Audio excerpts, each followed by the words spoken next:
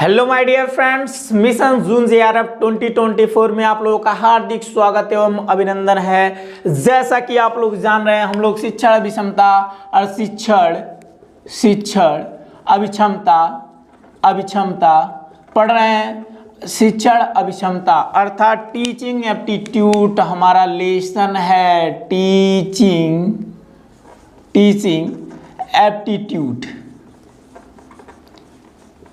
Teaching aptitude हम लोग पढ़ रहे हैं और इसमें आज का हमारा टॉपिक है शिक्षण विधियां। आखिर में शिक्षण विधियां होती क्या हैं, वह कितने प्रकार की होती हैं, वह किस प्रकार से चलती हैं। टीचिंग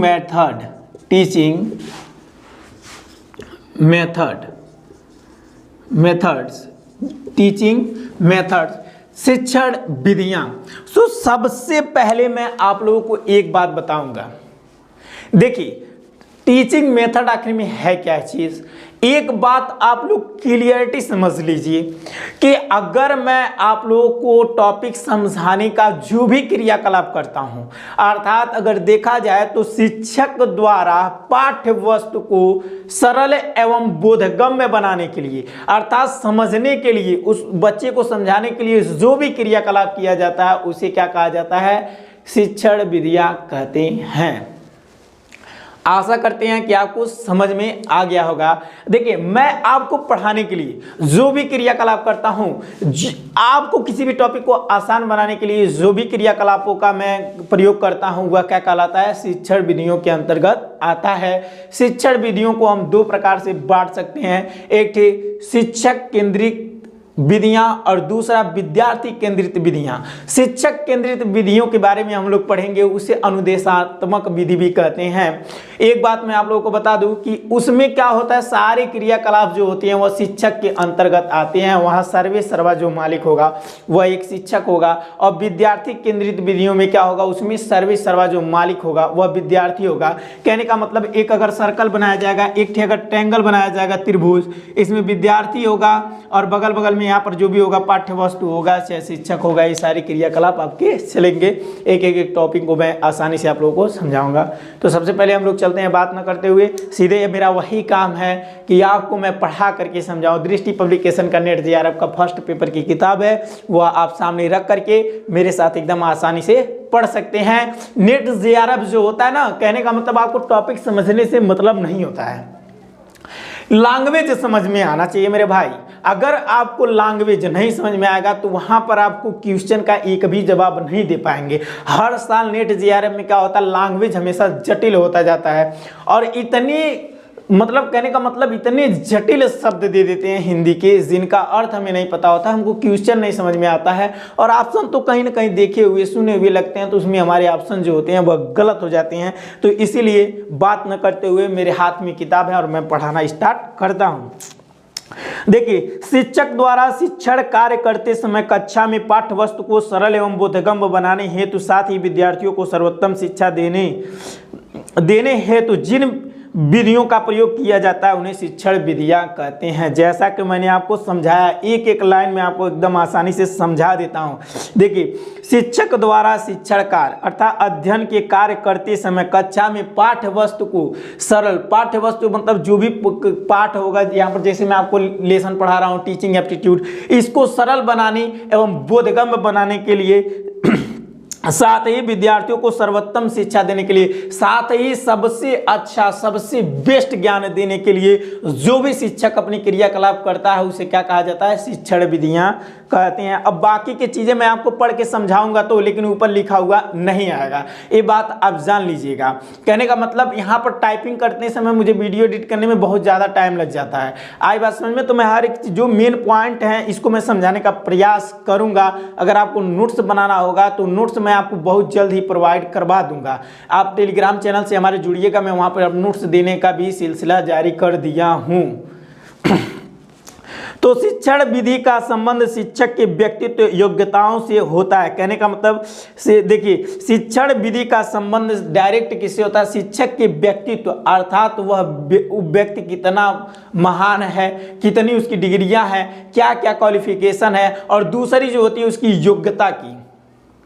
कहने का मतलब देखिए हर एक चीज जो होता है, आज 10 साल मुझे हो गया पढ़ाते हुए, कहने का मतलब यह एक्सपीरियंस भी कहीं ना कहीं काम आता है, ये बात आप लोग समझिएगा। तो कहने का मतलब शिक्षण विधि का संबंध शिक्षक के व्यक्तित्व योग्यताओं से होता है। यह बात आपको ऑप्शन में दे सकता है क्वेश्चन में कि शिक्षण विधियों में शिक्षक के लिए महत्वपूर्ण बातें होती हैं, उसमें पहला पॉइंट आप लिखेंगे। पहला पॉइंट अगर ऑप्शन में देखी जाए कहीं भी शिक्षण विधि का संबंध शिक्षक के व्यक्तित्व एवं योग्यताओं से होता है, तो यह बात एकदम 100% सही है।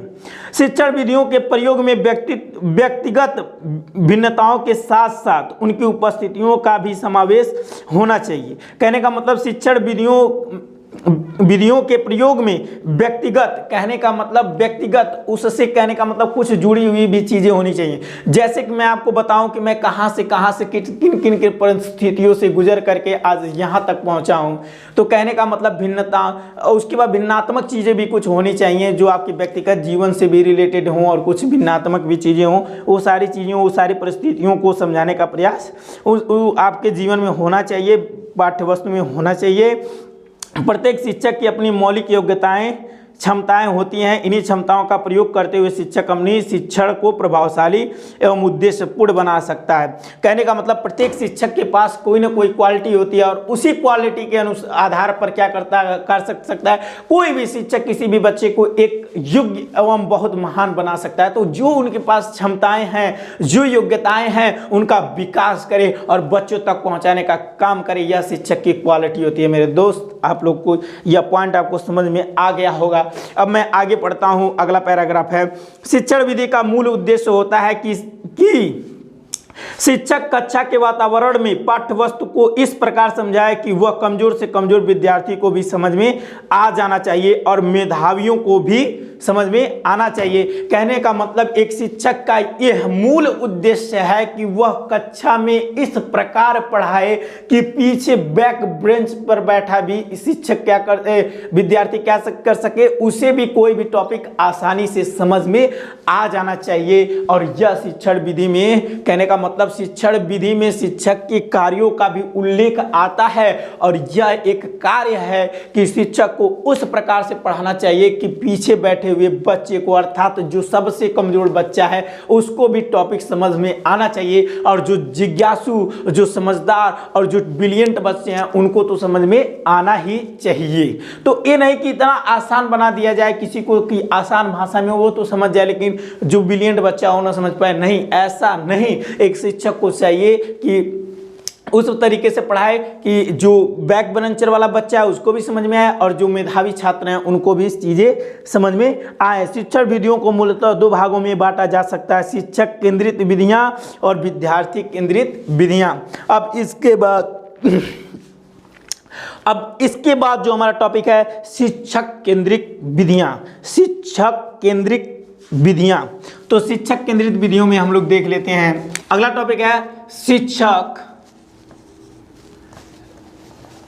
टॉपिक है शिक्षक केंद्रित विधियां, केंद्रित विधियां। इनके बारे में हम लोग जान लेते हैं कि शिक्षक केंद्रित विधियां क्या होती हैं या किस प्रकार से लागू होती हैं, किस प्रकार से कार्य करती हैं। जैसा कि मैंने आपको बताया कि शिक्षण विधियों में सबसे पहले शिक्षण का मतलब कहने का मतलब शिक्षण विधियां किसे कहते हैं, ये मैंने आपको एकदम बारीकी से समझा दिया मेरे दोस्त। और उसके बाद मैं आप लोगों को बताने जा रहा हूं कि शिक्षण विधियां 2 प्रकार से बांटी जा सकती हैं, जिसमें शिक्षक केंद्रित विधियां और विद्यार्थी केंद्रित विधियां हैं। और इसमें हम लोग देखेंगे शिक्षक केंद्रित विधियां। तो शिक्षक केंद्रित विधियों में हम लोग देखेंगे इसे अनुदेशात्मक विधि भी कहते हैं, जैसा कि आपको मैंने पहले ही बता दिया है। अब मैं इसको पढ़ता हूं, आपको एक एक टॉपिक समझ में आ जाएगा। मैं आशा करता हूं जो भी चीज़ें न समझ में आए भैया कमेंट में लिख देना, और वह अगर आपको मैं रिप्लाई नहीं दिया तो कहिएगा। मैं यही सोचता हूं कि बच्चे जो हों वह कमेंट करें और उनका जवाब मैं दूं, और जब मैं जवाब देता हूं ना तो बहुत अच्छी तरीके से देता हूं मेरे दोस्त। आप एक बार कमेंट करके तो देखिए। तो इस विधि में शिक्षण कार्य करते समय कक्षा का वातावरण पूर्ण रूप से औपचारिक और कठोर होता है। कहने का मतलब शिक्षक केंद्रित विधियों में क्या कर, औपचारिक रूप से जब कक्षा में शिक्षक जाता है और जब पढ़ाने का कार्य होता है तो वह औपचारिक रूप से होता है, और जब शिक्षक चला जाता है ना तो वह बहुत कठोर होता है। अब शिक्षक आ गया, अब जब शिक्षक की मनमानी चलेगी तो वहां पर भाई जो शासन होगा वह कठोर तो होगा ही। एक बात जानिएगा, जब शिक्षक की मनमानी चलेगी तो वहां पर जो शासन व्यवस्था होगी बहुत कठोर होगी। तो सबसे पहले मैं, मच्छर बहुत ज़्यादा है तो यहाँ पर लाइट, पहले यहाँ पर एक दवा चालू कर दें उसको मच्छर भगाने वाली।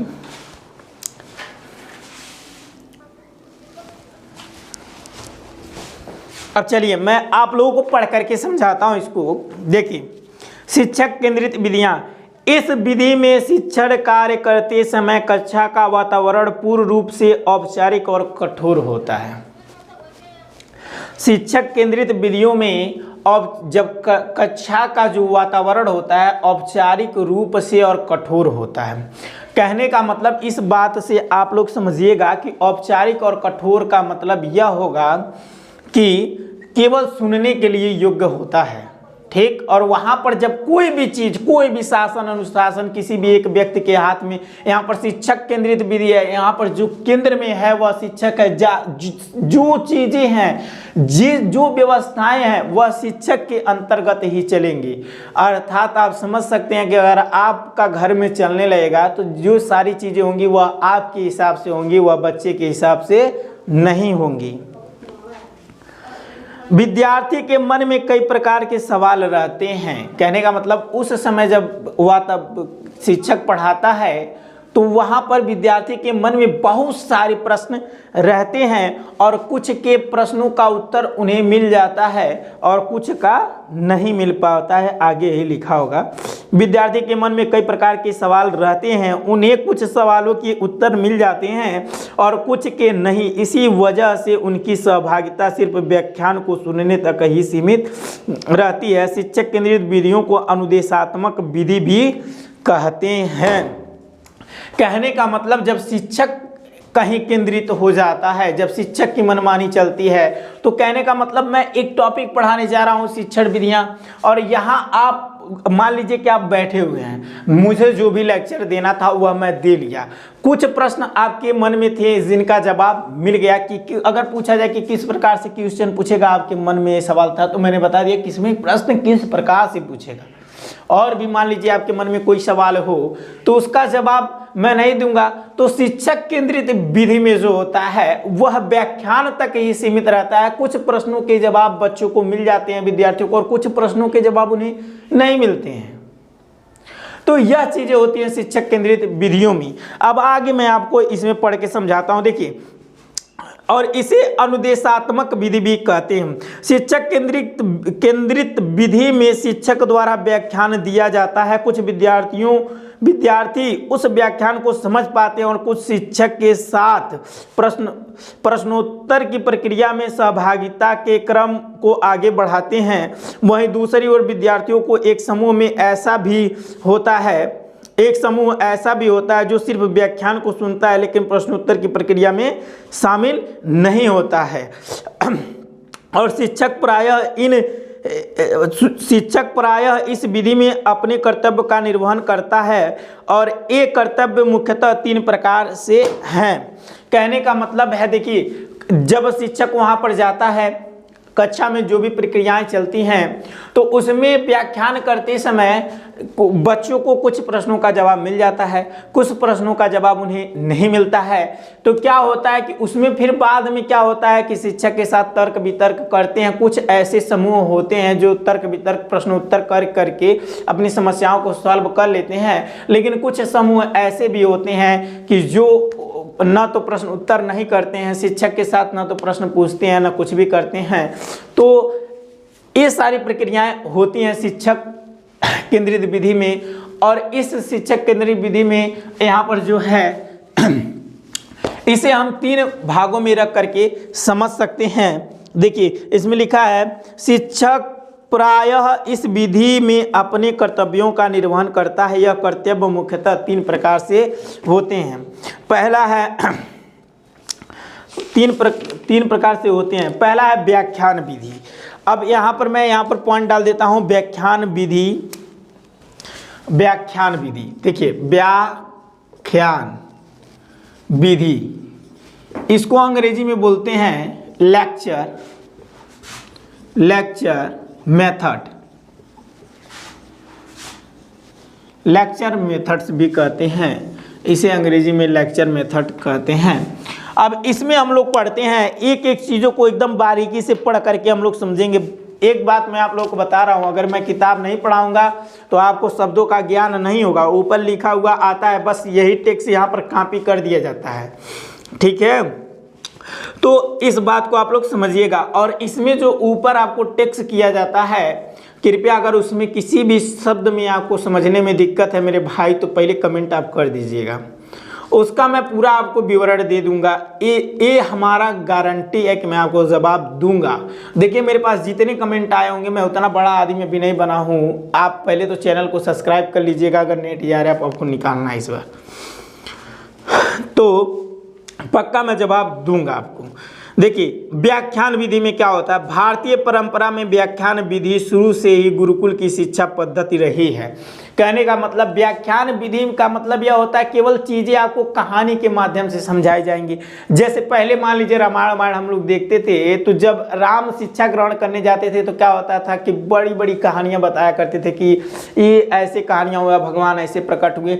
तो इन सब मेथडों से क्या होता था, सिखाया जाता था, ये सारी चीज़ें होती थी। यह प्राचीन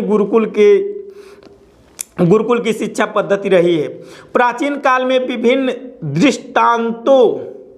दृष्टांतों, कहानियों व पहेलियों के माध्यम से गुरु अपने शिष्यों को शिक्षा प्रदान करते थे। इस शिक्षा को औपचारिक रूप से मौखिक शिक्षा भी कहते थे, और उस समय की जो शिक्षा थी उसे मौखिक शिक्षा भी कहते थे। केवल मुंह से वहाँ पर जो भी चीज़ें थी वह बता दी जाती थी, जो भी था वो सारी चीज़ें। जैसे जैसे गुणवत्तर रूप से शिक्षा का विकास हो गया, वैसे वैसे यह विधि शिक्षकों के मध्य लोकप्रिय होती गई। और जैसे जैसे शिक्षा का विकास हुआ, ये जो व्याख्यान विधि यह धीरे धीरे क्या हो गई, प्रचलित हो गई। क्या हो गई, धीरे धीरे प्रचलित हो गई, और लोग इसे मतलब लोगों में यह लोकप्रिय भी बनने लगी।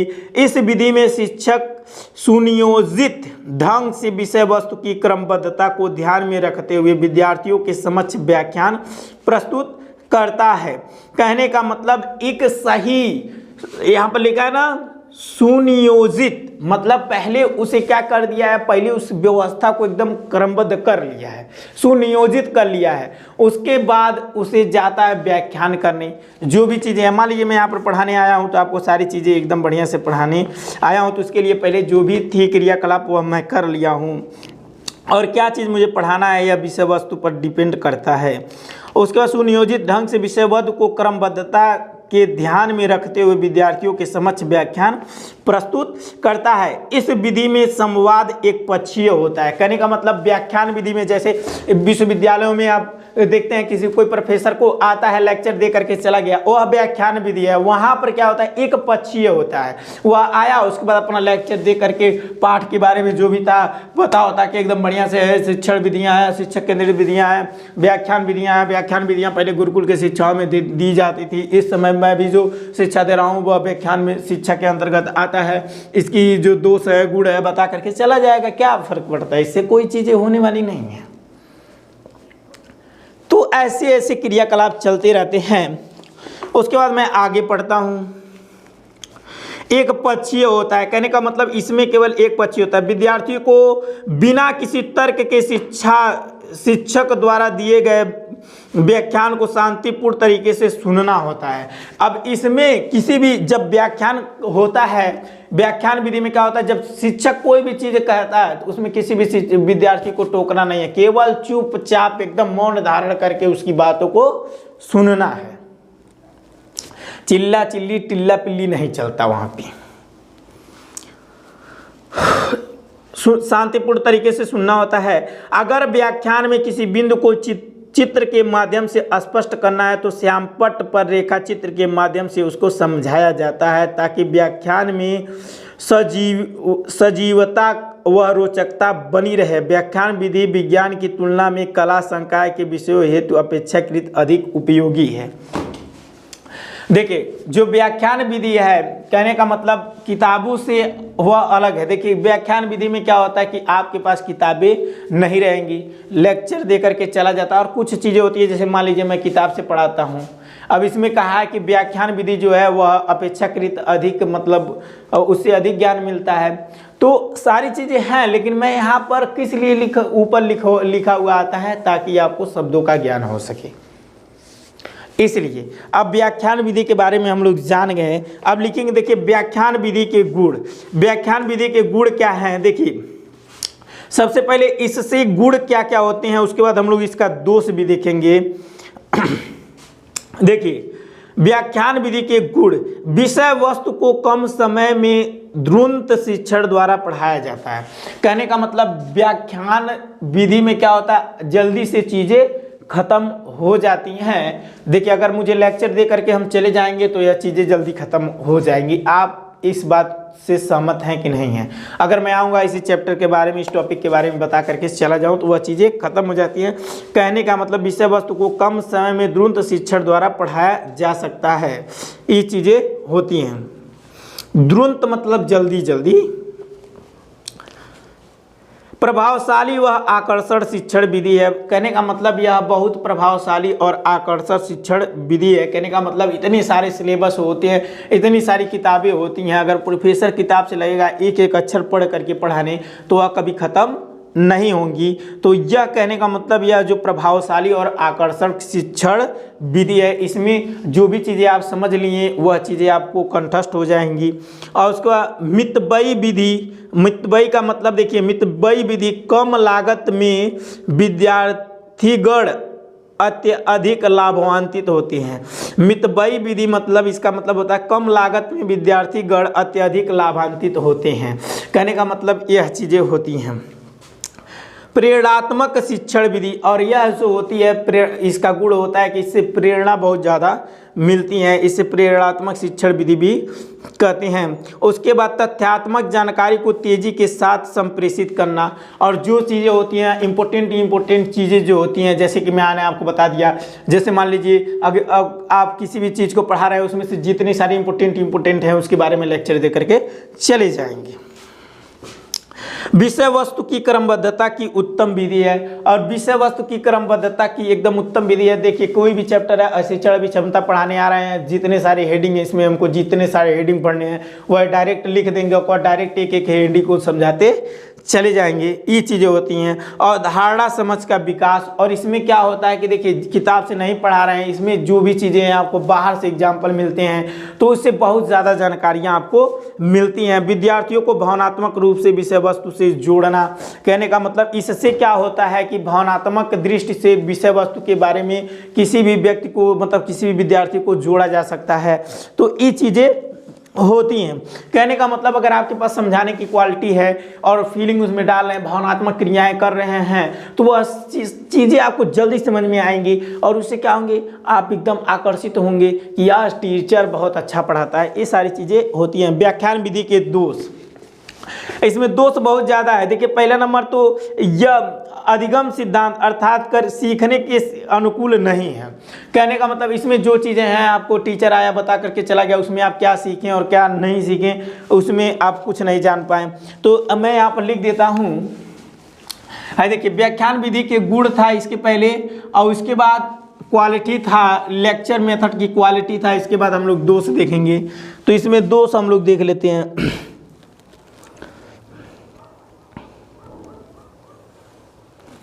इसमें दोष है, पहला अधिगम सिद्धांत के अनुकूल नहीं है। इसके में दोष देख लेते हैं हम लोग। देखिए यहाँ पर व्याख्यान विधि के दोष, यह देखिए अधिगम मतलब सीखने, ठीक, अधिगम मतलब सीखना होता है। अधिगम सिद्धांत के अनुकूल नहीं होता है, सिद्धांत के अनुकूल है ना, ठीक है, अनुकूल नहीं है, अनुकूल नहीं है। यह बात आप लोग जानिएगा, यह सीखने के योग्य नहीं होता है। यह जो व्याख्यान विधि होती है इसमें ज़्यादा बच्चा सीखता नहीं है, एक बात आप हमेशा याद रखिएगा। कहने का मतलब अगर आप लेक्चर दे करके जा रहे हैं और उसमें वार्तालाप नहीं कर रहे हैं बच्चे से, तो वह सीखने योग्य नहीं होता है। एक बात आप लोग समझिएगा। दूसरा दोष जो है इसका, विज्ञान संकाय के गणित विषय के शिक्षण में प्रभावशाली नहीं है। विज्ञान संकाय के गणित विषय के शिक्षण में अप्रभावी है। कहने का मतलब यह गणित विषय में आप नहीं पढ़ा सकते। गणित में आप कौन सा लेक्चर देंगे, 1 + 1 2, तो हाँ a + b का whole square, a square + b square 2ab सीधा 4 सूत्र -b ± रूट में b स्क्वायर -4ac/2a का समझेगा, घंटा समझेगा। यह मतलब गणित विषय के लिए प्रभावशाली नहीं है, अप्रभावी है, तार्किक शक्ति के विकास में बाधक है। कहने का मतलब जब आप किसी टॉपिक को एकदम तर्क के माध्यम से नहीं समझेंगे तो वह बाधक का काम करता है। तार्किक शक्ति के विकास में बाधक भी होता है। विद्यार्थी समूह मतलब कि समूह निष्क्रिय का मतलब होता है, देखिए विद्यार्थी समूह के सिर्फ सुनना होता है, उसमें कि विद्यार्थी, तो ये भी एक दोष है, केवल विद्यार्थी वहाँ सुन सकता है। वैज्ञानिक दृष्टिकोण के विकास में बाधक बन सकता है। और वैज्ञानिक दृष्टिकोण में बाधक में क्या बन सकता है, वे बाधक बन सकता है, विकास में बाधक बन सकता है। वैज्ञानिक दृष्टिकोण के विकास में बाधक बन सकता है। स्वतंत्र चिंतन का पूर्ण अभाव होता है। इसमें सोचने समझने का पूर्ण क्या होता है, पूरा अभाव होता है, इसमें पूर्ण नहीं होता है। सिर्फ शिक्षक पर निर्भर रहने की प्रवृत्ति का विकास होता है। इसमें केवल शिक्षक पर रहने की प्रवृत्ति का विकास होता है, उसमें बच्चा कुछ अपने विचार प्रस्तुत नहीं कर सकता है। तो ये सारी हानियाँ होती हैं। शिक्षक का समन्वय सिद्ध व्यक्ति की तरह व्यवहार करना, प्रभुत्व दिखाना। शिक्षक के समय व्यक्ति की तरह व्यवहार करना, कहने का मतलब शिक्षक के सामने आप जाएंगे तो एक व्यक्तित्व की तरह व्यवहार करेंगे, मैं बहुत अच्छा आदमी हूँ, बहुत दिखावे, तो ये सारी चीज़ें प्रभुत्व का दिखावे वाली चीज़ें हैं। शिक्षण कौशल के सिद्धांत के विरुद्ध होना, और शिक्षण कौशल में जो शिक्षण कौशल के सिद्धांत मैंने जो आप लोगों को बताया था वह पूरा इसके विरुद्ध है। कहने का मतलब यह व्याख्यान विधि जो है शिक्षण कौशल के सिद्धांत के विरुद्ध है। और देखिए शिक्षक और विद्यार्थी के मध्य होने वाली अंतःक्रिया का अभाव होता है। कहने का मतलब इसमें शिक्षक और विद्यार्थी के मध्य कोई भी अंतःक्रिया नहीं होती है। ये बात आपको समझ में आ जानी चाहिए। तो ये हो गया